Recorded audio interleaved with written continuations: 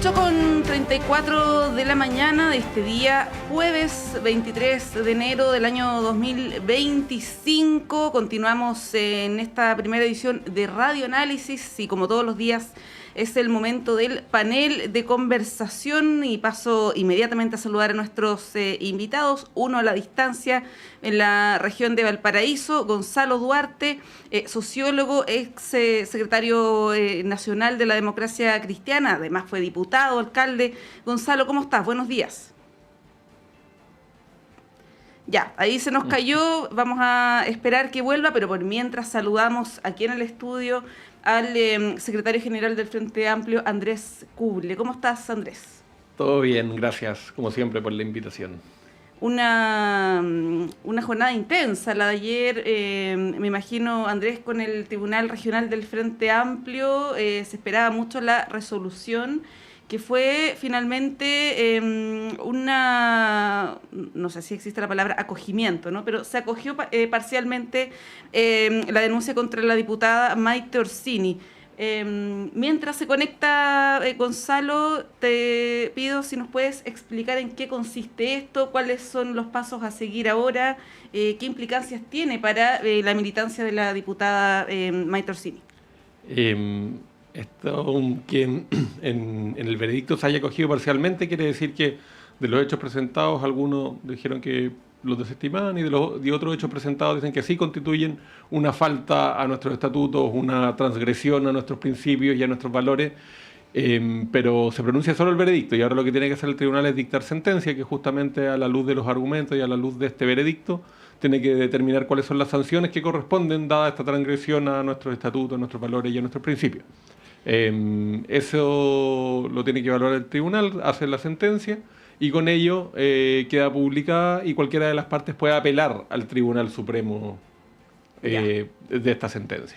Que se haya acogido parcialmente implica que no necesariamente se le va a expulsar del partido, no parece ser esa la sanción que sería la más grave en este caso, ¿no? Eso es lo que tiene que dictaminar la sentencia.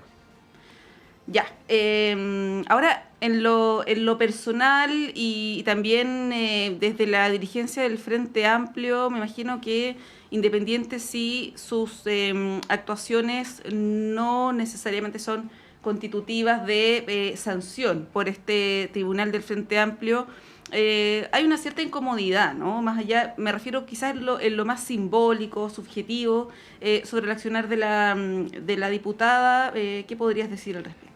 Primero aclarar que sanción va a existir sí o sí, porque el fallo ya, o sea, el veredicto ya dice que ella hay cargos que sí se acogen, por lo tanto, al acoger esos cargos tiene que ver cuál es la sanción que corresponde según nuestras reglas. Pero más allá de las reglas estatutarias, nosotros lo hemos dicho políticamente, y más allá de una incomodidad o ese tipo de cosas, si es que nosotros no estamos de acuerdo con la conducta que tuvo la diputada Orsini, creemos que fue una conducta imprudente, creemos que es una conducta que no representa los valores y principios de nuestro partido, que no representa lo que una autoridad pública, cómo debería actuar en un proceso judicial en curso, en un proceso extremadamente delicado, en un proceso donde ella tiene una cercanía con la parte denunciada, donde ella es diputada, y eso va más allá del proceso disciplinario. Es una posición política que hemos mostrado como directiva, que es una posición política del partido respecto a los hechos que se han conocido. Entonces, evidentemente genera una incomodidad cuando una figura pública actúa de manera contraria a lo que son nuestros principios y a lo que como nosotros esperamos que nuestras autoridades públicas actúen.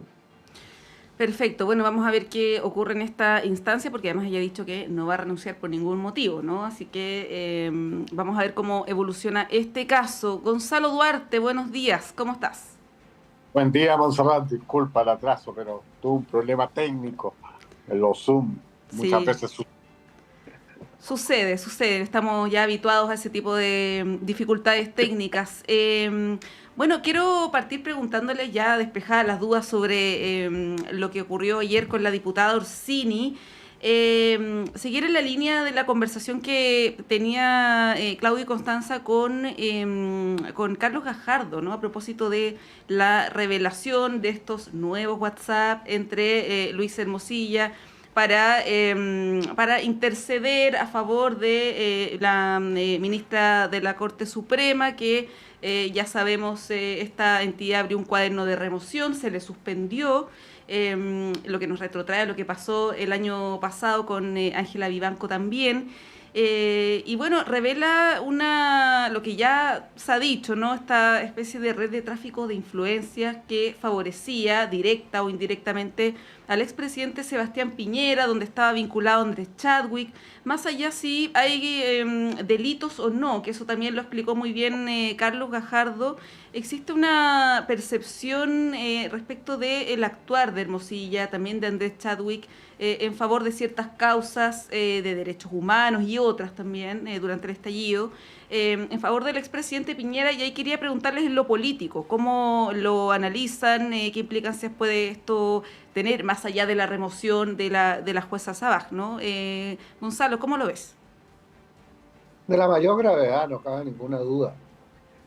Pone en cuestión todo el sistema judicial, porque partimos con la Corte Suprema. Hoy día llevamos la Corte de Apelaciones y no cabe ninguna duda que este comportamiento de construcción de redes de influencia al interior del Poder Judicial está mucho más instalado en lo que suponían los chilenos y lo que suponíamos todos. Todos entendíamos que el sistema judicial constituía como un subconjunto de la sociedad muy especial. Venía y conocíamos esta suerte de reproducción familiar en las distintas actividades, que el hijo del ministro de la Corte de Apelaciones empezaba de juez de una corte menor en algunas zonas lejanas y terminaba haciendo carrera.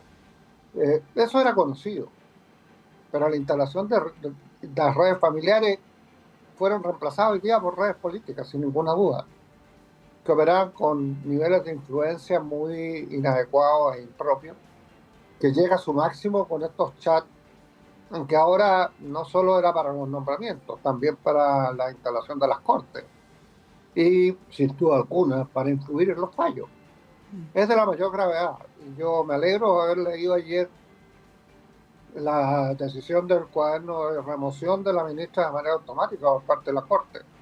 Yo creo que no cabe otra cosa que sacar estos malos elementos del sistema judicial y entrar derechamente a la reforma del sistema de nombramiento del Poder Judicial.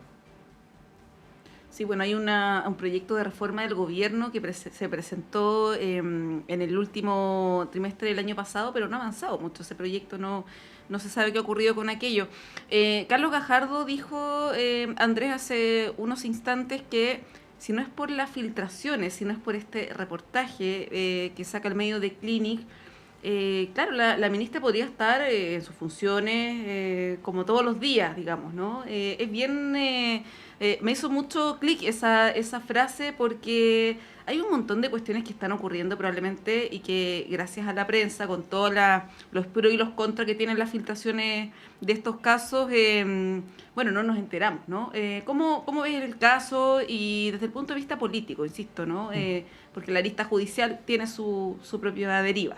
Tiene su carril. Efectivamente, yo comparto que es extremadamente grave, que vemos que hay una red de poder, de influencia, que esto se parte sabiendo que tenemos los audios que hablan del Servicio de Impuestos Internos, de la CMF, o sea, de organismos que tienen a cargo la regulación y la fiscalización de negocios económicos. Y ahora vemos también que empieza a aparecer el Poder Judicial y que esta red la teje Luis Hermosilla al alero de Andrés Chadwick, o sea, finalmente en el corazón del gobierno del expresidente Piñera. Y ahora lo que se ve es muy grave. Se pone en duda la imparcialidad del Poder Judicial, se pone en duda cómo se falla ahí, se pone en duda cómo se toman las decisiones. Y para ser claro con lo que vemos en estos chats, que tampoco sabemos si son todo lo que hay, cuántas quizás causas más se pusieron de acuerdo, finalmente se instala un manto de dudas sobre todo el accionar del Poder Judicial. Pero acá vemos, por ejemplo, que primero se ponen de acuerdo y mueven influencias para nombrar a esta jueza. Ahí Chadwick y Hermosilla moviendo sus influencias para que se nombre a la jueza. Después esta jueza coordinando defensas del expresidente Piñera, coordinando internamente cómo se tiene que defender, qué acciones judiciales debe tomar.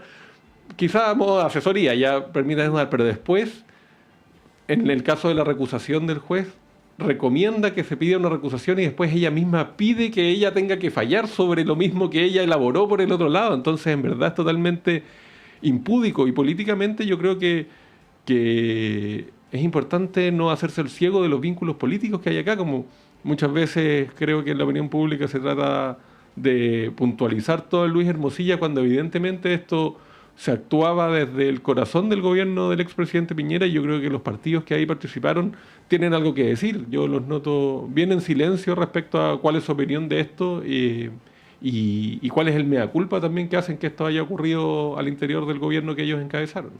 Sí, justamente iba a acotar eso. Ayer costó encontrar reacciones de la derecha, particularmente de Chile Vamos. Hubo voces bien elocuentes respecto del caso. Por lo pronto los diputados que se están querellando contra Luis Hermosilla, los diputados Chicardini, Manucheri y otros. Pero de la oposición costó encontrar voces que hicieran alusión a esto. Está el argumento de que Andrés Chadwick ya no milita en la UDI, ¿no? Pero sabemos que esto compromete más bien al gobierno del presidente Piñera. Ahí, Gonzalo, te quería preguntar porque ayer se dio la curiosa coincidencia de que se hicieron homenajes al presidente Piñera en una de las salas donde sesiona la Comisión de Hacienda, que va a tener su nombre de la Cámara, considerando que él fue miembro de esa comisión durante muchos años cuando fue senador. Del Senado, y bueno, se está también discutiendo un proyecto para erigir un monumento al presidente Piñera, cosa que desde tu sector, Andrés, desde el oficialismo, se han negado a apoyarlo, ¿no? Un proyecto que surge, que se debate en la Comisión de Cultura del Senado y que tiene los votos desfavorables del oficialismo. ¿Cómo ves, Gonzalo, estos actos de homenaje que se dan en este contexto de lo que estamos hablando?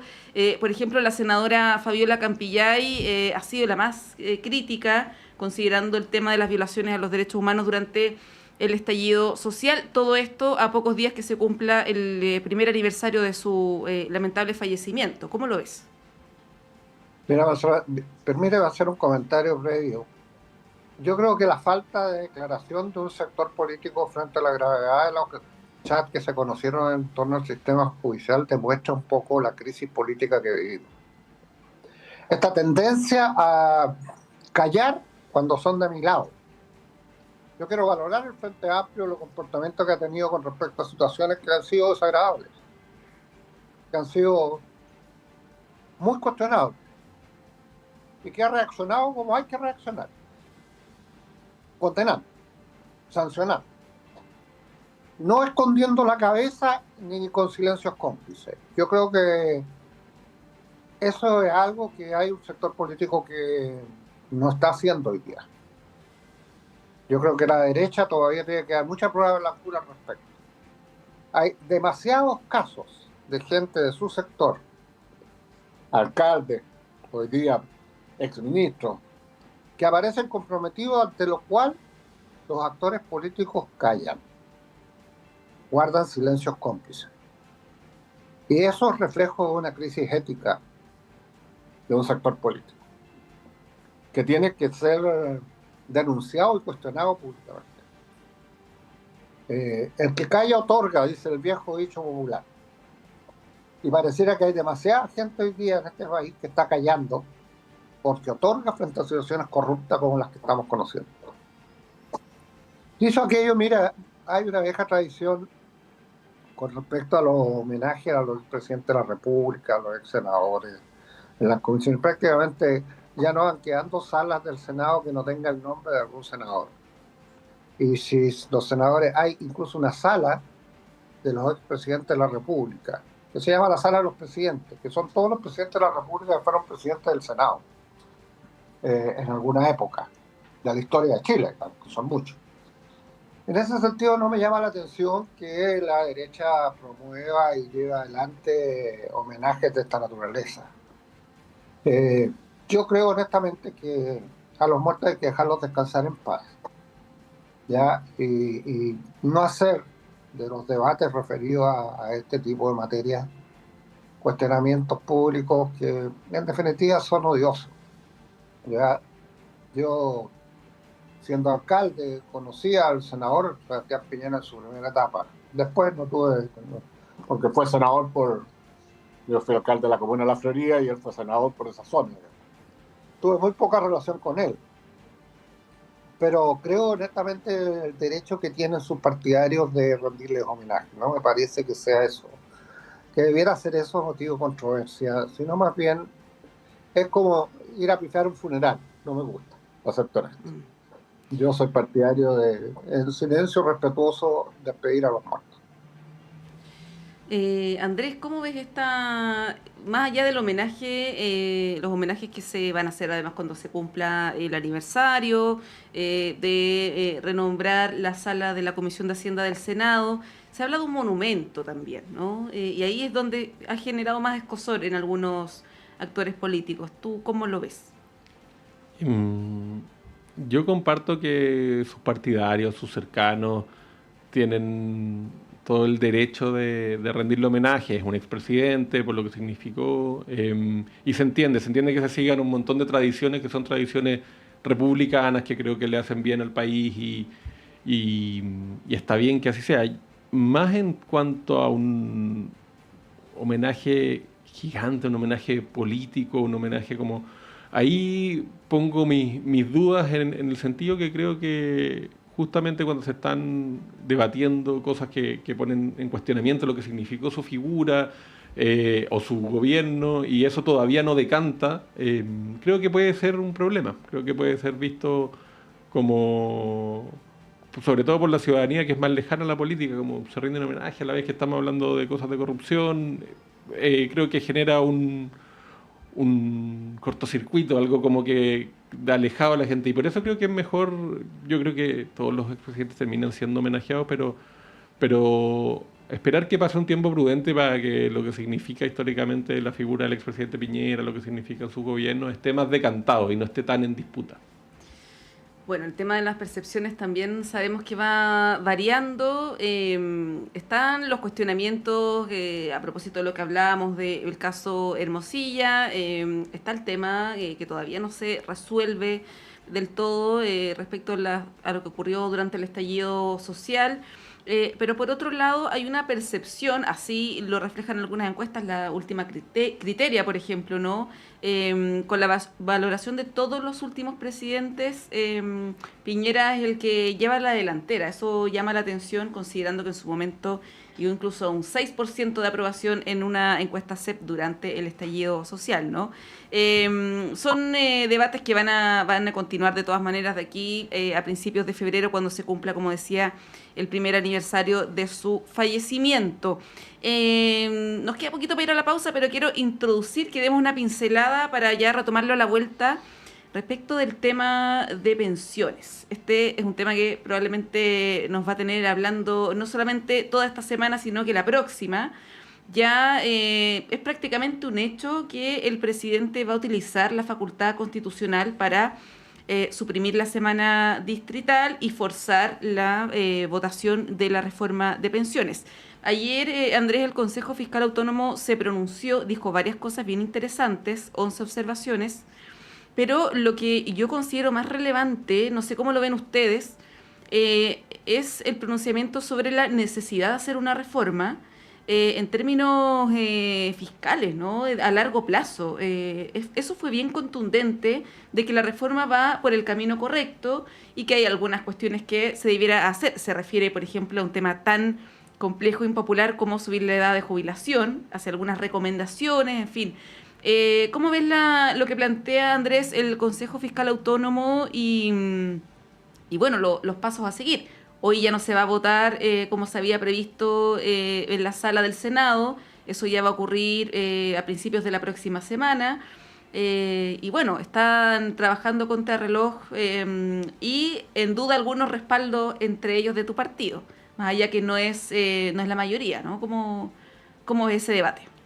A mí me parece que sobre el Consejo Fiscal Autónomo, súper positivo que haga una revisión, que haga recomendaciones, que haga esas recomendaciones en caso de que hagan sentido en la discusión que se está teniendo hoy día y en este proyecto sean acogidas, porque justamente la preocupación es la sostenibilidad en el largo plazo de los sistemas que se plantean, y ahí justamente creo que uno de los puntos clave es lo insostenible que es un sistema sin reforma, por el alto costo fiscal, más allá de lo insostenible que es socialmente, que yo creo que ya lo hemos discutido largamente, pero también fiscalmente, por el alto costo que tiene la PGU y los beneficios que hoy día entrega el Estado, que entrega sobre el 60% de los fondos que van destinados a pensiones vienen del fisco, y eso va a ir subiendo si no tienes un sistema que permita entregar mejores pensiones. Y eso se puede hacer insostenible también para el fisco si es que no crece la recaudación. Y por lo tanto la necesidad de la reforma nuevamente queda clara, no solo desde el punto de vista social, que de nuevo creo que es claro y es lo más relevante, como le respondemos hoy día a todas esas personas mayores que tienen pensiones bajísimas después de años de trabajo, pero también desde el punto de vista fiscal es urgente la reforma. Y los pasos a seguir creo que se tiene que tramitar pronto, con urgencia. Estamos a puertas de que un proyecto que lleva tantos años intentando ver la luz y discutir se pueda cuajar en ciertos puntos de acuerdo, y creo que ahí hay que aprovechar el tiempo y hacerlo lo antes posible, y de los descuadres del partido no están así. Ayer nuestra bancada marcó claro un pronunciamiento de apoyo a esta reforma para que salga en los tiempos esperados. Sí, lo han hecho todos los partidos, el Partido Comunista también lo hizo. Gonzalo, sobre el pronunciamiento del Consejo Fiscal Autónomo y estas observaciones, ¿qué reflexión se podría hacer? A ver, primero, dos comentarios. Uno en lo particular da un poquitito rabia, así como a la vez el comportamiento del Frente Amplio a propósito de los temas de corrupción o de comportamiento impropio. Quiero decirles, por Dios, que se echa de menos en la flexibilidad de hoy a la intransigencia de ayer. Era 3-3, ¿ya? Y no de préstamo. Lo que acordamos hace algunos años en la Cámara de Diputados y que fue rechazado por... Bueno, hoy día, ¿en qué estamos? Es lo que se sabe. Si en definitiva la derecha va a dar acuerdo para la reforma de pensiones, porque sabe perfectamente que la situación de gasto fiscal no permite más, digamos. No permite sostener el gasto fiscal en los términos de los compromisos ya existentes a futuro. Y por lo tanto, de alguna parte hay que sacar la plata, y como ellos no están dispuestos a ni más endeudamiento, obviamente van a autorizar la reforma de las pensiones. El resto es música. Que se demoran más, que se demoran menos, que pongamos un gatillo, que pongamos otro. Y es la discusión de la Comisión de Hacienda. ¿Sí? La Comisión de Hacienda lo que discutía ayer eran básicamente dos cosas. No el informe del Consejo Fiscal Autónomo. El Consejo Fiscal Autónomo hace prevenciones referidas a la política de equilibrio fiscal. Punto. Entonces tienen que tener cuidado que la política de equilibrio fiscal no se dispare. Pero tengan cuidado, porque si no hacen nada se va a disparar. Y se va a disparar a 7 puntos del PIB. Entonces, el Consejo Fiscal Autónomo, que es un termómetro, dice lo que está ocurriendo con una política macroeconómica de gasto fiscal predeterminado. Ante lo cual la derecha dice, qué grave, tenemos que requete asegurarnos. Entonces le dice al ministro de Hacienda, yo presencié la reunión de la comisión, conozco el informe que entregó el Consejo Fiscal Autónomo, le dice, no, pero entonces tenemos que poner varios gatillos adicionales, porque no basta con los que ya acordó. ¿Como cuál es lo que dice el ministro de Hacienda? Bueno, por ejemplo, que si hay excedentes vayan a ahorro. ¿Cómo así? Claro, porque la norma hoy día estaba acordada de que si había déficit tenían que gatillarse ciertas reservas y disminuir la velocidad del gasto. De la reforma previsional estoy hablando en particular. Ya le dice, pero si hay excedentes, ¿qué ocurre? Entonces anticipe la devolución.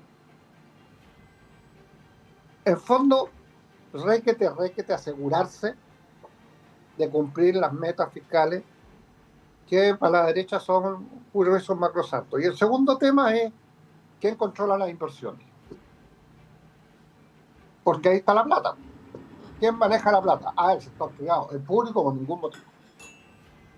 No quiero que el público pueda manejar plata más adicional en el mercado capital. Imagínate si quisiera que el sector público llegara a nombrar a algún director de empresa.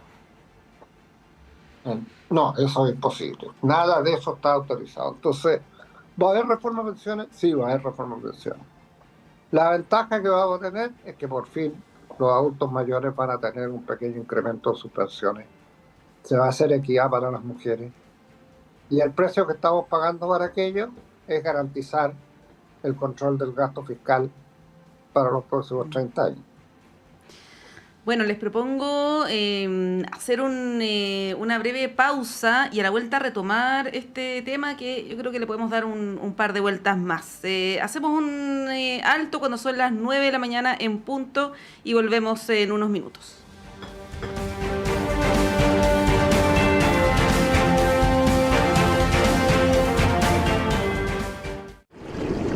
En el fin del mundo, donde la tierra y el cielo se encuentran, me encontré conmigo misma. En Aysén, Patagonia, cada paso es libertad, cada paisaje serenidad. En un lugar donde lo simple y natural me enseñó a conectar con lo auténtico. Aquí, entre montañas, ríos y bosques, descubrí la belleza en lo simple y la paz que solo la naturaleza puede dar. Alarga tu verano, desconéctate y vive Aysén, Patagonia. Infórmate más en aysenpatagonia.cl. Invita Cernatura Aysén, Gobierno Regional de Aysén, Gobierno de Chile. Aguas Trayén o Cascada en Mapudungún es la mejor agua purificada con tecnología de última generación. Para más información, visite su página web www.aguastrayen.com.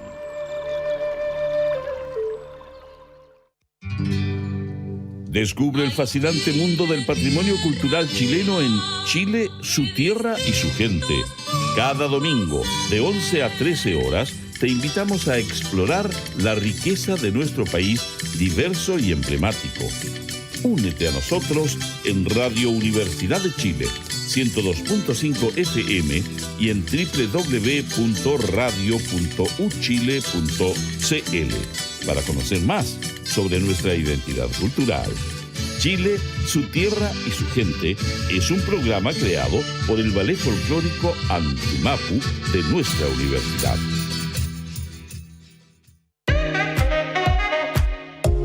Durante 14 años, el tradicional espacio ciudadano saludable de la Facultad de Odontología de la Universidad de Chile ha acompañado un proceso de sensibilización y comunicación sobre las complejidades del fenómeno de la salud, formando una amplia y diversa red desde la academia, las y los tomadores de decisión y las organizaciones de la sociedad civil.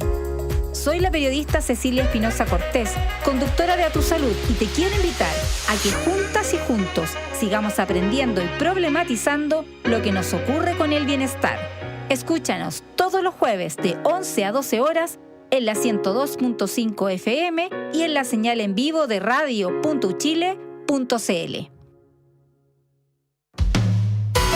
Conciencias y Educación, un programa de la Facultad de Ciencias de la Universidad de Chile dedicado a mostrar el estado de la ciencia de frontera y analizar las políticas educacionales y contenidos programáticos sobre educación científica y educación ambiental. Hola amigas y amigos, soy Raúl Morales Segura, decano de la Facultad de Ciencias de la Universidad de Chile y deseo invitarles a acompañarnos en nuestro programa Conciencias y Educación cada viernes a las 12 horas en Radio Universidad de Chile.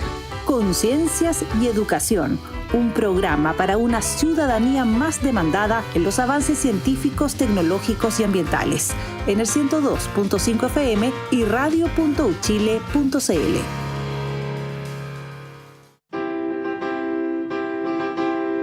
Las Semanas Musicales de Frutillar celebrarán su aniversario número 57 con una programación especial que incluye actuaciones de prestigiosas orquestas sinfónicas, grupos de cámara, solistas y coros del 26 de enero al 3 de febrero de 2025. Ubicado en la ciudad creativa de la música de la UNESCO, el Teatro del Lago será el escenario donde la música de todos los tiempos cobrará vida en un ambiente único. Venta de entradas y más información en www.semanasmusicales.cl. Colabora Radio Universidad de Chile.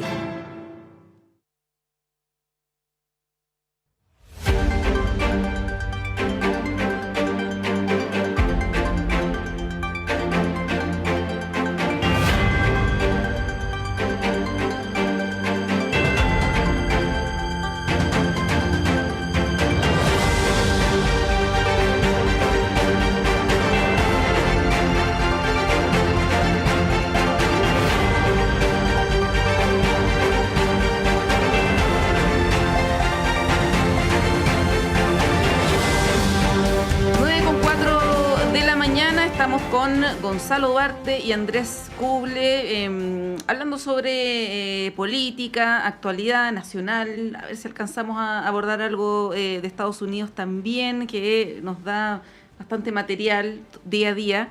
Pero siguiendo con el tema de pensiones, Andrés, desde la parte más política, ¿no? De tu sector, se ha puesto harto énfasis en el Frente Amplio, ¿no? Y en algunos descuelgues que probablemente van a ver. El diputado Giordano ha hecho sus legítimos planteamientos, desde el Partido Comunista también, la diputada Carmen Hertz, entre otros. ¿Tú ves que va a haber un alineamiento respecto de este proyecto? Y la pregunta si es que esto cierra la discusión sobre pensiones. El día martes, Lautaro Carmona estuvo acá en la radio y él dijo que independiente del futuro de la reforma, el debate previsional va a quedar abierto, ¿no?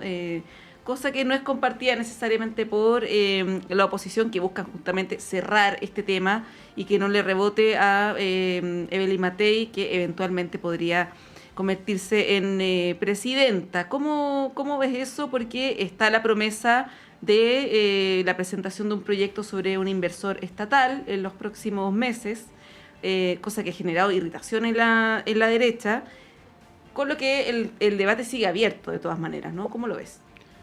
Yo creo que en política los debates nunca se cierran, porque depende de cuáles son las urgencias sociales, depende de cuáles son la correlación de fuerzas que existe tanto en la sociedad como en el Congreso, quién está en la presidencia, de cómo se van discutiendo los temas. Y creo que a veces se dramatiza cuando uno o algún partido o nosotros marcamos ciertas diferencias. Antes, cuando estaba todavía la discusión y nosotros dijimos vamos a salir a volantear porque esta discusión se tiene que dar de cara a la ciudadanía, escándalo, como cómo hacen esto, por qué salen a la calle, como si la política no se tratara de involucrar a los ciudadanos y a las ciudadanas en lo que se está discutiendo.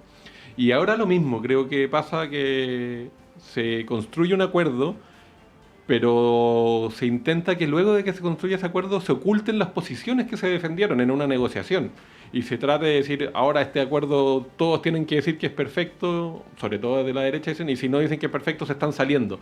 Y no es así, se defienden posiciones, se logran cosas, otras cosas no se logran desde nuestro punto de vista, y en un Congreso donde no tenemos mayoría y donde los cambios se tienen que construir siempre con mayoría, es algo que nosotros creemos. No por eso nosotros vamos a salir a mentir y a decir, sí, nos parece que todo lo que hace es perfecto y no hay nada más que hacer en pensiones, porque el proyecto no logra terminar con las AFP. Genera mayores mecanismos de competencia, genera mecanismos para que entren nuevos actores, pero no termina con las AFP. Y nosotros creíamos que había que terminar con las AFP como hoy día las conocíamos, había que dividir la industria, y eso no lo hace el proyecto.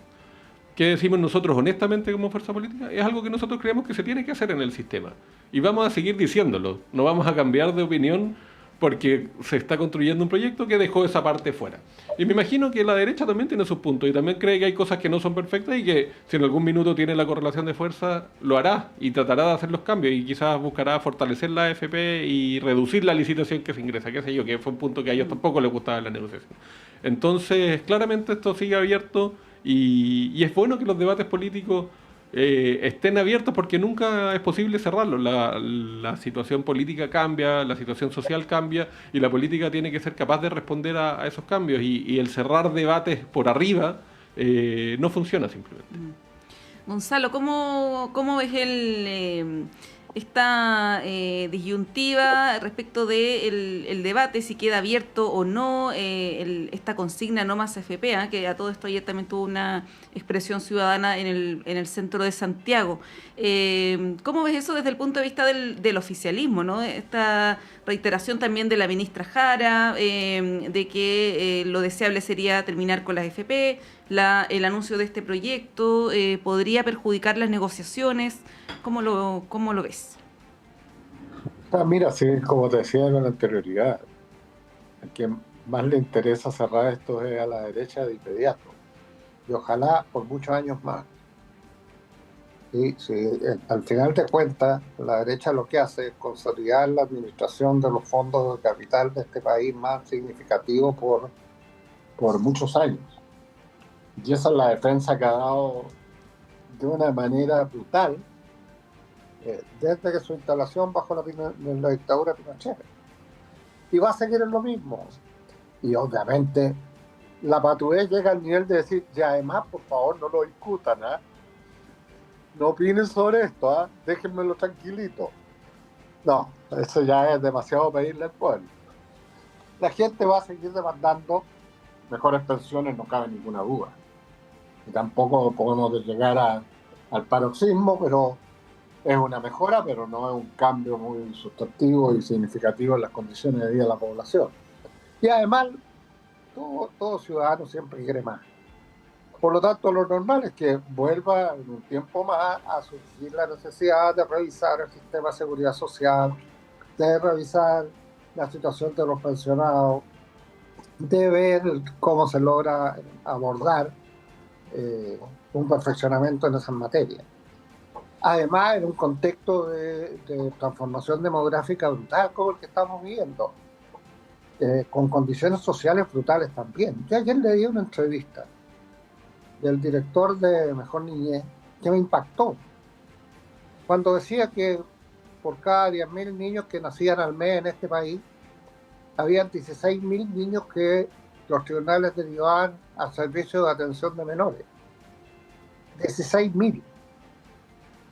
O sea, hay más familias que tienen crisis para mantener a sus niños que las familias que están disponibles a tener un niño al mes en este país. Eso, perdóname, lo que lleva a una curva demográfica en que se busca niños para preservar la sociedad chilena en pocos años más.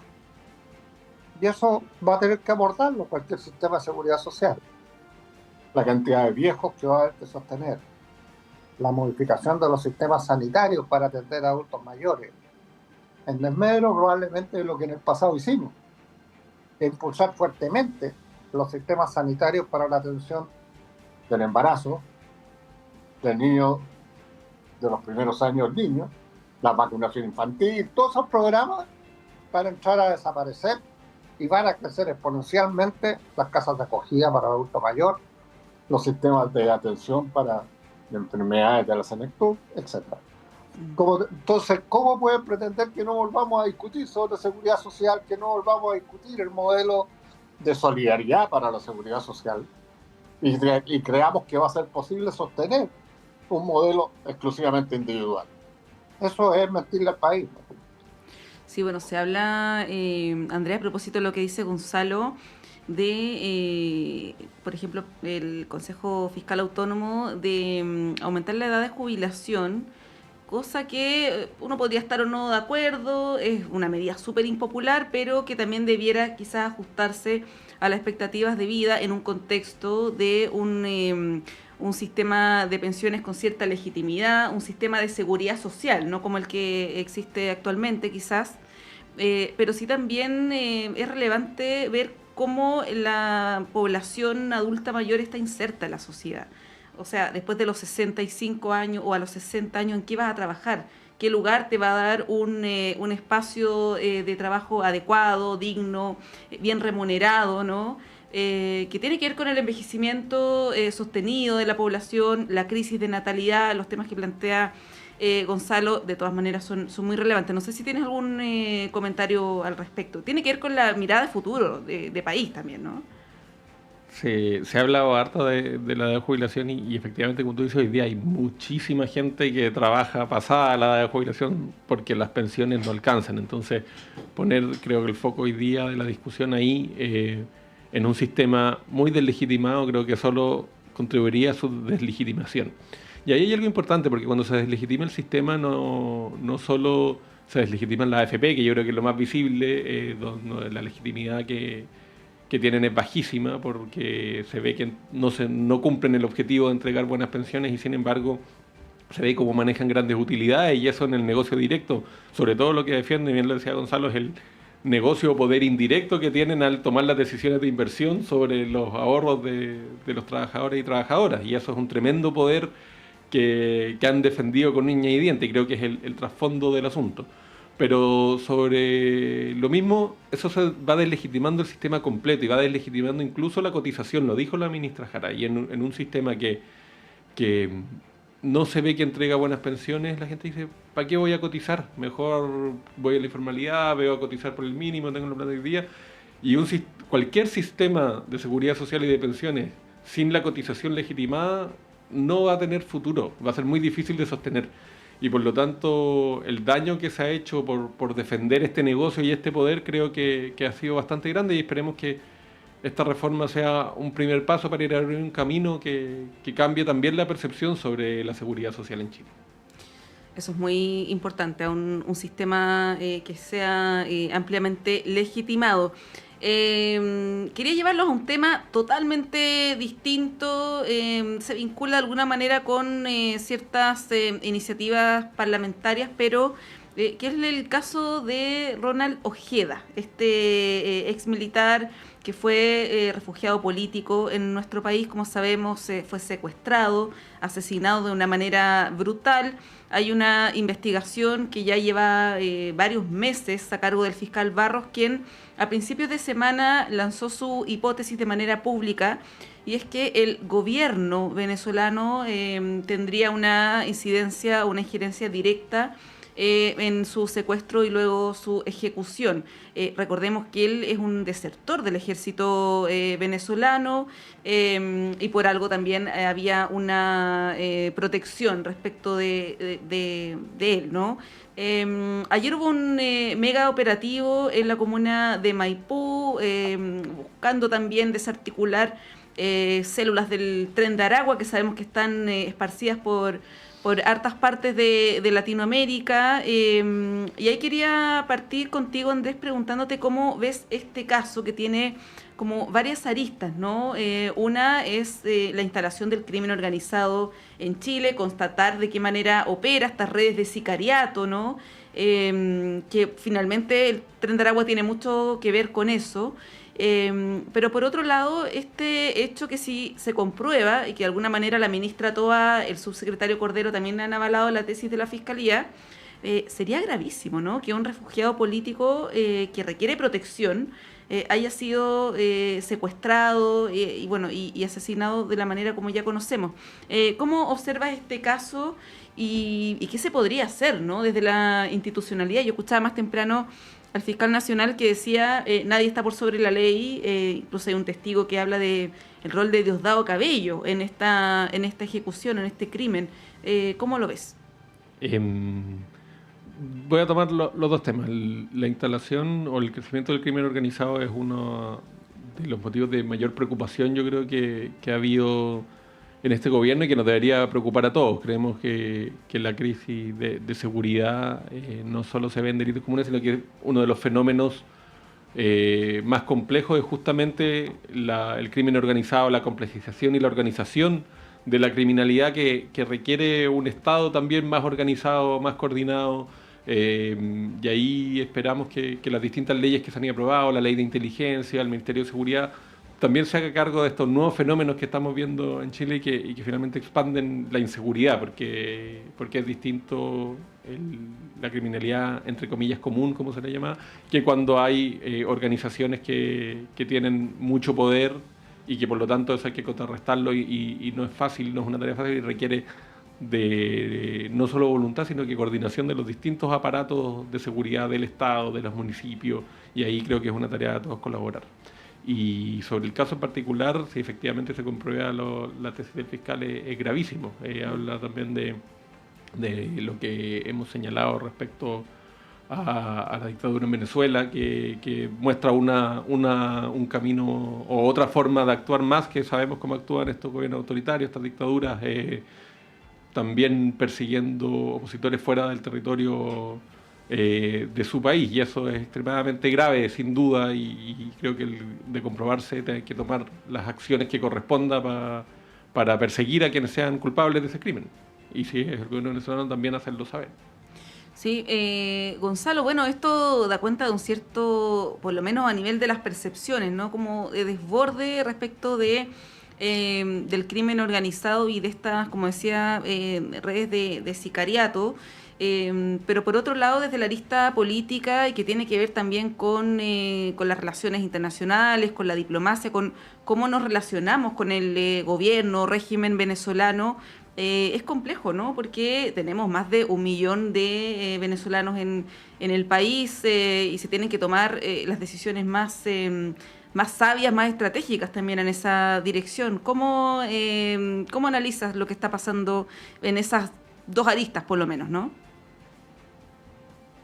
Mira, tal como decía Andrés, la globalización tiene una expresión en materia del crimen organizado que no cabe ninguna duda que se ha ido consolidando. Y asimismo las dictaduras tienen una vieja práctica de carácter internacional de perseguir a sus opositores, no importa dónde estén. Si Pinochet fue a matar a Letelier a Washington, a Sofía Prat a Buenos Aires, o sea, al general Prat y a su señora. Fueron muchos los que en el pasado vivieron la persecución de las dictaduras latinoamericanas en países distintos, en terrenos donde se suponía que estaban bajo refugio, donde se suponía que estaban seguros. Por lo tanto, no me sorprende que haya una relación directa entre una dictadura de un país particular y un homicidio en otro país. Tampoco me sorprende que esto sea en una alianza entre estas fuerzas dictatoriales y el crimen organizado. Porque en el caso de Venezuela, no por casualidad, se declara como una narcodictadura. Está demostrado internacionalmente la ligazón de altas autoridades venezolanas con el narcotráfico.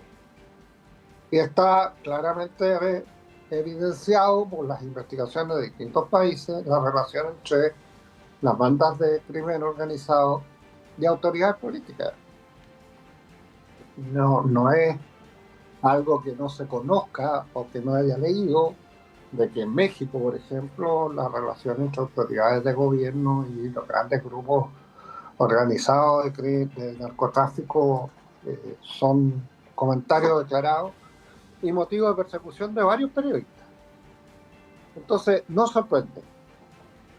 Ahora se valora enormemente la capacidad de la policía chilena, de los fiscales chilenos y espero que de los tribunales chilenos, de aclarar estas relaciones, de perseguirlas y de ponerles coto.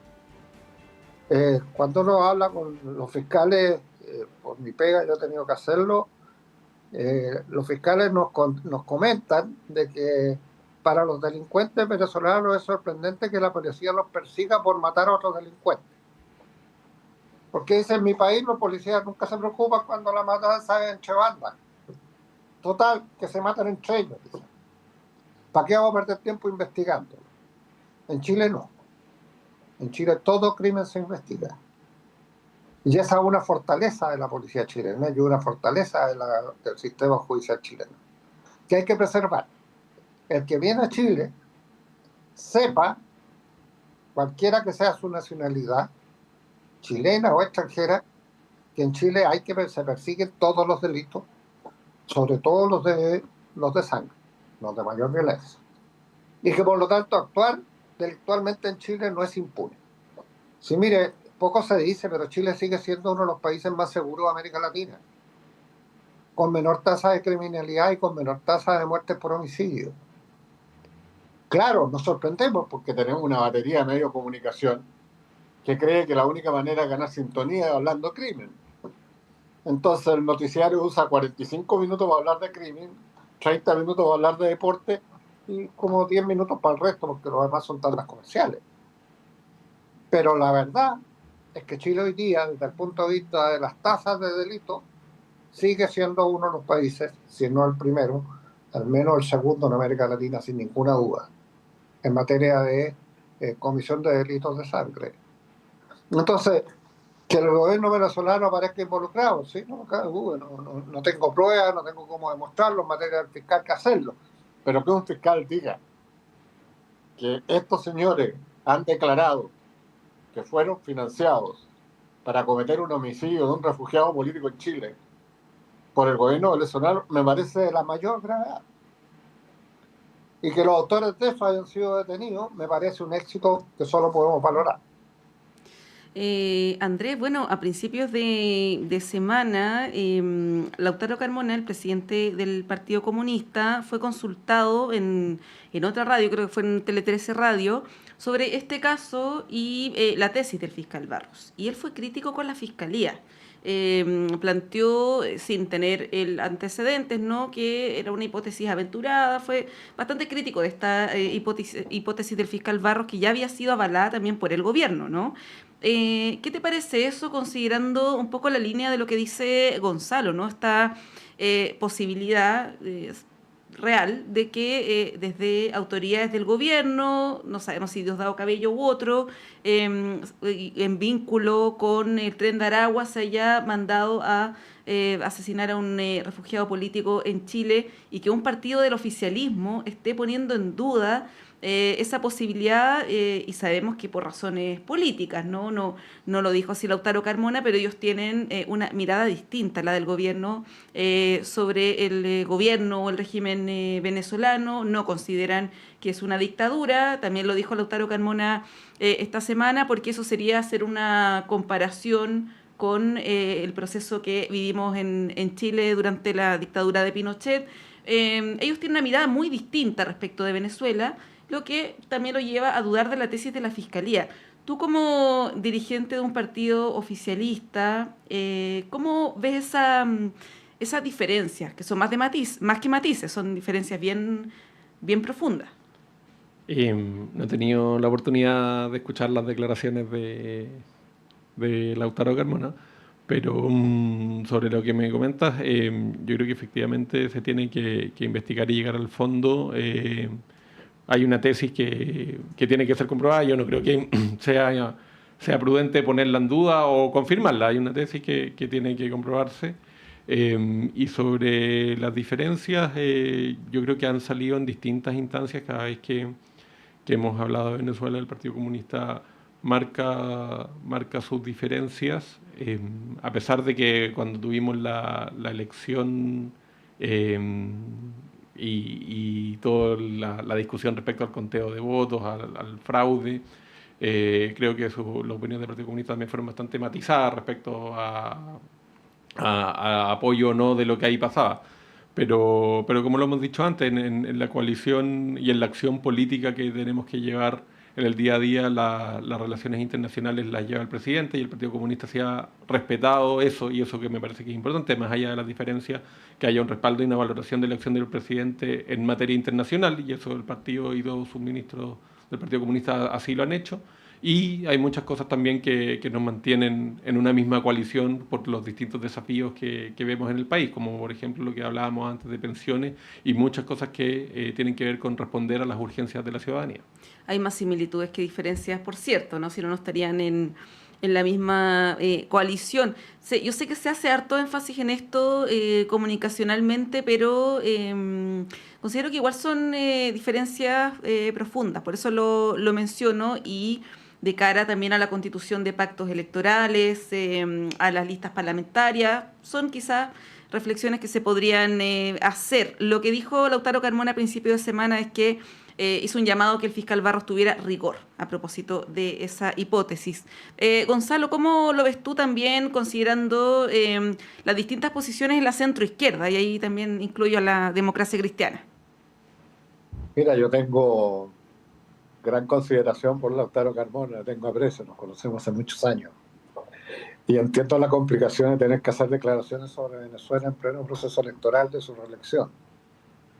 Pero me parece que esta vez se pasó con varios pueblos, porque cuestionar que Venezuela es una dictadura, o no una dictadura autoritaria por lo menos, o al menos de un régimen que no tiene legitimidad democrática, y tratar de explicarlo, Carmona cuando intentó hacerlo en un programa de radio que le escuchó tuvo harto problema.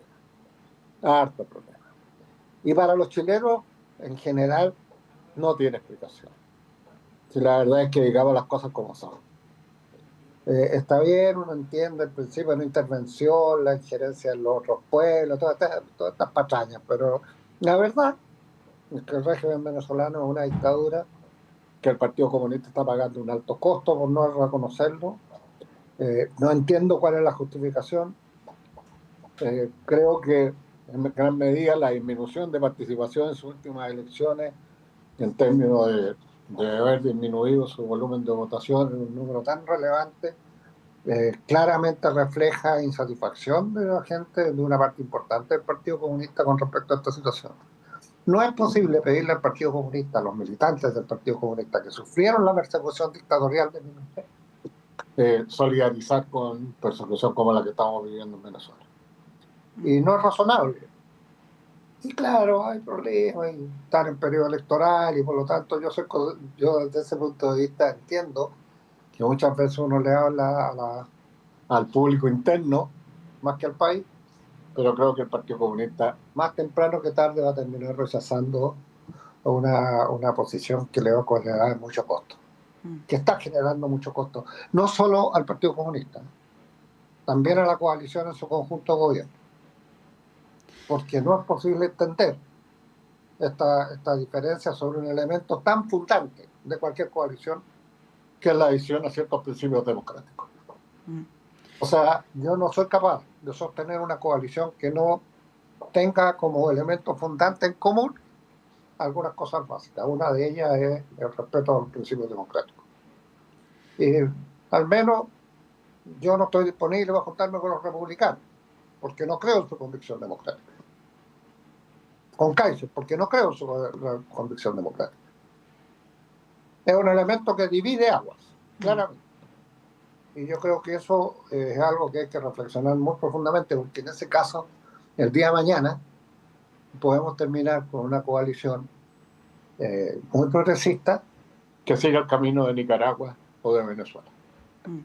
Porque sí. Bueno, porque las mayorías mandan. Sí, bueno, eso que plantea Gonzalo lo han señalado otros integrantes de no solo de la democracia cristiana, sino también del socialismo democrático. Por eso lo preguntaba. Bueno, me imagino que son parte de las decisiones que tendrán que tomar las dirigencias de los partidos. Solamente mencionar para matizar un poco que en el Partido Comunista hay distintas miradas respecto de Venezuela. Salió en su momento cuando fue la elección el 28 de julio, por ejemplo, el ministro de Justicia, entre otros, la ministra Vallejo, que plantearon que efectivamente ahí se alinearon más bien con la posición del gobierno del presidente Boric. Son las 9:32, tenemos que cerrar este bloque. Agradecemos a Gonzalo Duarte. Gonzalo, muchas gracias, feliz de tenerte en este espacio, que estés muy bien. Encantado, como siempre, feliz de ir a la radio y participar con ustedes. Gracias, Gonzalo. Sí, pues está como a préstamo porque siempre está en la tarde ahí con Yana y Felipe. Muchas gracias, Gonzalo, y Andrés Kuble, muchas gracias también por darte tiempo de venir acá a la radio y acompañarnos esta mañana de día jueves. Que estés muy bien. Feliz, encantado. Andrés, estés muy bien. Igualmente. Gracias, Gonzalo. Andrés, son las 9:33. Hacemos un breve corte y a la vuelta está Claudio Medrano con ustedes.